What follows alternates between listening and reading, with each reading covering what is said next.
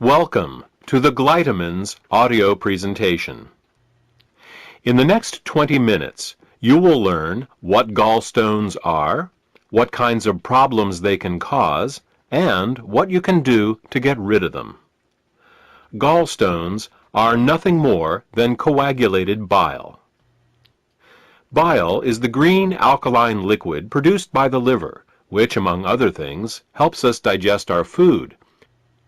The liver produces about a liter of bile a day and stores it in a muscular sac called the gallbladder.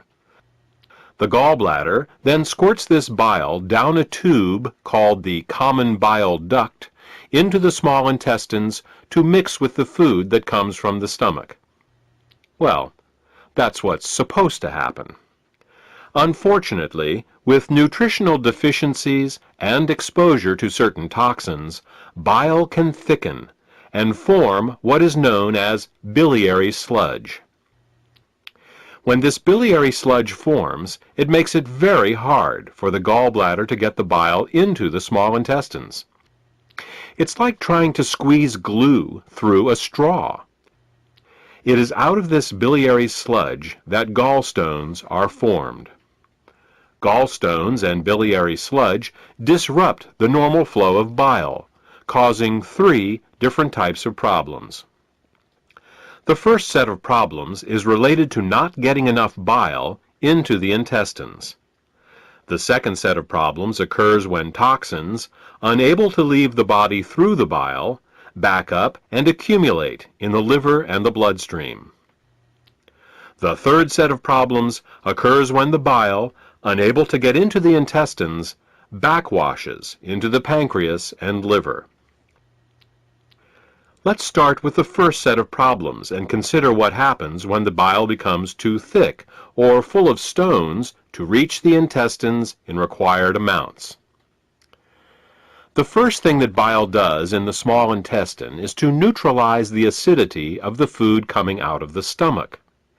In order to disinfect and digest the food that we eat, the stomach secretes hydrochloric acid. Did you ever wonder why the stomach doesn't digest itself?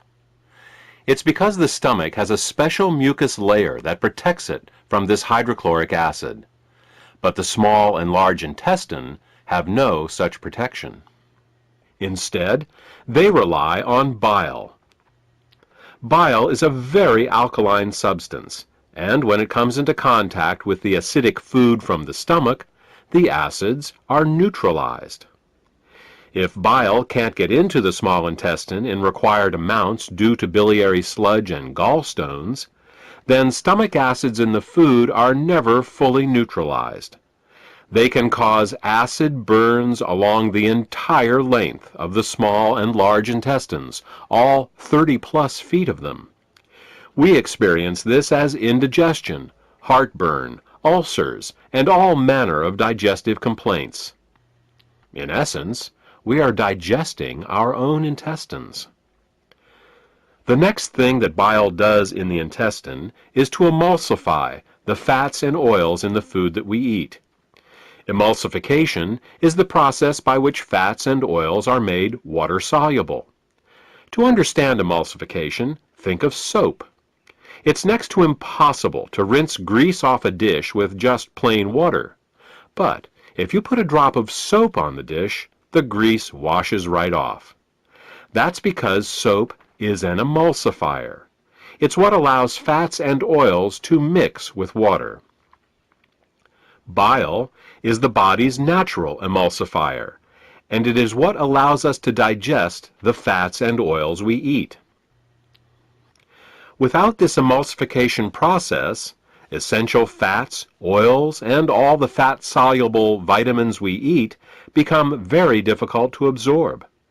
Without adequate bile in the intestines, a person can end up suffering from malnutrition, regardless of the quality and/or quantity of the food that they eat.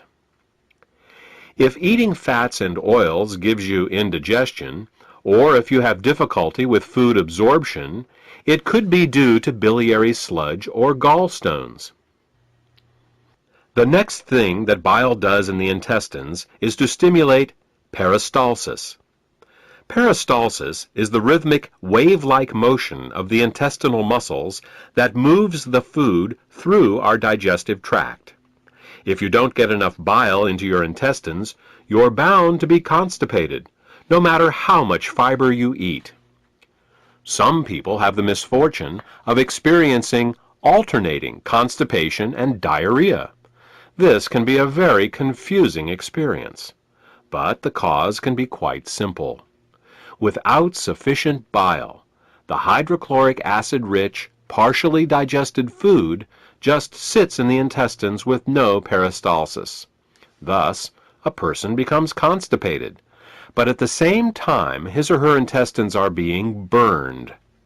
When enough acids build up and the intestines can't take it anymore, they purge themselves with a bout of diarrhea.